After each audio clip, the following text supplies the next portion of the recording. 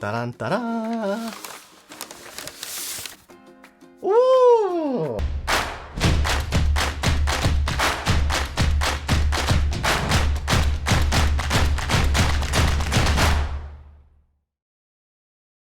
Today we have 4 classic California Chardonnays. I asked my wife Jenna the other day to grab some wine for me at a different price range. 10 and under, 10 to 20, 20 to 30, and 30 to 40, so we can kind of see the broad spectrum of each price range from a classic California Chardonnays. Enough with the chit chat, should we begin with the tasting? Let's go right now. So what I do here, I check the colors first, and then I nose them, and I do the tasting all the way at the end, so you know my order of operation. So we're gonna give it a try. Let's start with the Wine A first, shall we?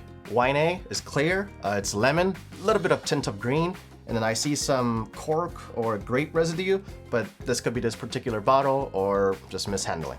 Wine B is also clear. It's a little bit more gold, a little bit darker than the Wine A. And then towards the center, I see ever so slightly more yellow towards it. So I like the color on this a lot better than the last one. Wine C is very similar to the last one. It's clear, lemon, gold, very similar to the last one. So Wine D is dense out of all. It's a nice gold, and it is most yellow out of all the 4 wines today. It's a beautiful color. We're gonna go back to Wine A, and we're gonna nose them. So on Wine A, I get apple, a little bit of melon and apricot, but it's slightly astringent with a little bit of a medicinal character. And on the length and the finish, it's about medium minus, so nothing too powerful, but not also something that's very subdued. So not too bad. Wine B. Ah, I like this.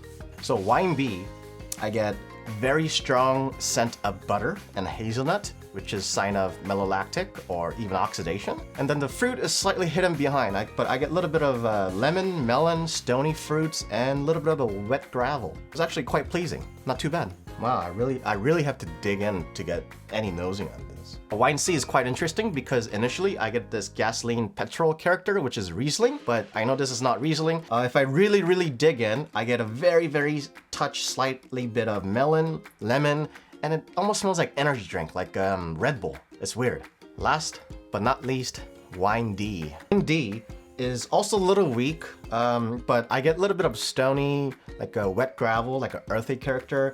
I get like grass and lemon zest, and it's a little astringent, and I get a little bit of green. So comparing to Wine C, the viscosity on Wine C is definitely thicker. That is usually a sign of a higher sugar residual. I think that's kind of making me think it smells like little Riesling kind of ish because of the extra sugar residual. But I know this is not Riesling, so this might be a sign of manipulation. But who knows until I taste them, right? Looking at it and the nose itself, I'm gonna rate Wine B my number 1 pick, Wine A my number 2 pick, Wine D is my 3rd, and Wine C is my last. Let's begin with the Wine A.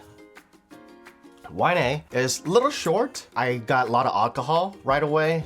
And then on the background, I get fruit character like a lemon, a little bit of grass. It's a little disappointing compared to the nose I got from Wine A. Wine B had the most amount of complex characters. That's usually a sign of higher price tag because there's more oak or malolactic oxidation, whatever the method they use to make the wine taste better. This is classic California Napa Valley Chardonnay on the nose. As tested on the nose, Wine B is definitely on the upper end of the price tag because I get lovely bright acid, I get lemon, I get melon, I get butter, hazelnut. It's a very delightful drink. So Wine B is very successful. I like it. This is definitely one of the expensive ones. I hope this is one of the expensive ones, because if not, everyone should go buy this. Wine C.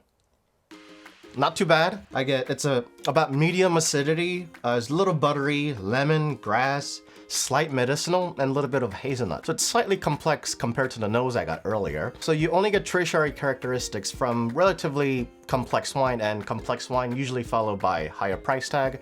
So I'm a little disappointed, especially on the nose, but it's not too bad on the palate. Wine D. So Wine D, I think it's most disappointing out of all, despite the relatively decent nose. I get bright acid, it's a little short. I get lemon zest, a little bit of grass, a little medicinal, and even astringent. So it has most amount of negativity that I can find within the wine. I have to put Wine D to probably the 4th on the lineup. We saw the color, we nose them, I taste them all. So my wine verdict before we do wine reveal and price reveal is Wine B is outstandingly good. It's best out of all. It's extremely good, extremely well made. My second pick is Wine C because more of that complex character on the palate. And then I'm gonna go with Wine D as my third favorite because although the flaw was there, it was not as bad as Wine A. So Wine A, it started off pretty well, but every time I tried it, every time I nose it, I get that more of that medicinal astringent characteristic. Jenna, did I get any of this right? I'm actually quite fascinated because I think Wine B is definitely on the expensive side. Wine C has more tri-cherry characteristics, which is a sign of more complexity, which is a sign of a higher price tag. A and D is very similar, but D had a little less flaw than the A, or at least they both had the same amount of flaw. Wine A's flaw was more apparent, whereas Wine D, they try to hide their flaw. This is 20 to 30. Wine A's 20 to 30. Don't buy this. So on the nose, I put as number 2, but on the palate, it was short, it was quite disappointing. I'm kind of curious about Wine C now, hang on. Please tell me what's Wine C, the price range. This is under 10 bucks. All right, winemaker needs a golden star for this. This is under 10 bucks. They need a golden star of this. How about Wine D? So this is 10 to 20. Okay, so 10 to 20, disappointing. 20 to 30? Most disappointing. This had such a unique character that you can't miss. 30 to 40, even if it was upper end at the $40 mark, I'll get this. This is very pleasing wine to drink. So now I know the price. Will my review get changed? No. So A is more expensive. So this is $10? Under $10?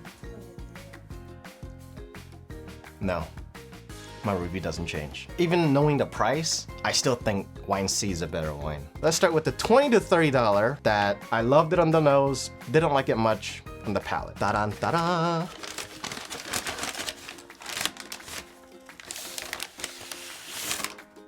Duckhorn! Duckhorn 2020. I tried a 2019 and 18 before, and those two were lovely. So I don't know what happened on this particular one, but if you can find 2018 or 19, go for it. 2020, I'm not quite sure. I'm gonna do Wine B the last because it was my favorite one. So Wine C, that kind of made me go back and forth. Very weak on the nose, very good on the palate because manipulation was working. Also, the cheapest wine possible. 8 bucks. Wow, this for 8 bucks? I'll get it. Ba ba ba ba. Again, you did me again. Wow, Robert Mondavi 2019.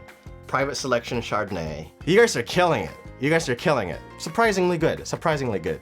Good job. So I liked Wine D because they try to keep it pure. I felt like it was winemaker's challenge to make a best possible wine at the lowest possible given budget. Da-da, da-da. Da-da-da. Ah!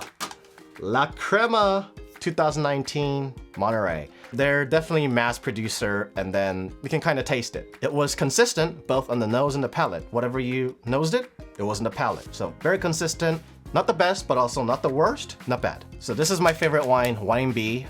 Most amount of tri-cherry characteristics, hazelnut, buttery, lovely Chardonnay, bright acidity. Da-da, da-da. Ooh! Freemark Abbey Chardonnay 2019. Napa Valley. Freemark Abbey is extremely well-known vineyard in Napa Valley.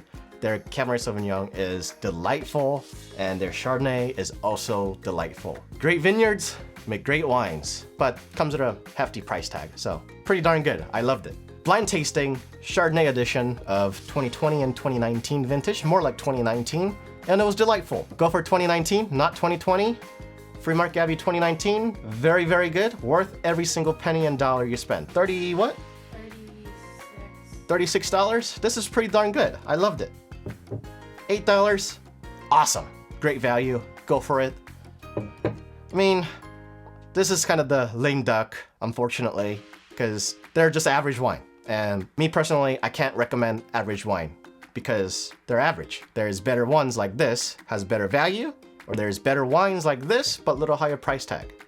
So we're not about average, we're about either the value or the actual good wine. You can grab any one of them and let me know down in the comments what you guys think. You guys liked it or not? Let me know. Don't forget to like or don't like. Don't forget to press that subscribe button and turn on your notification bell. My name is June. Thanks for watching. I'll see you guys in the next one. Thanks.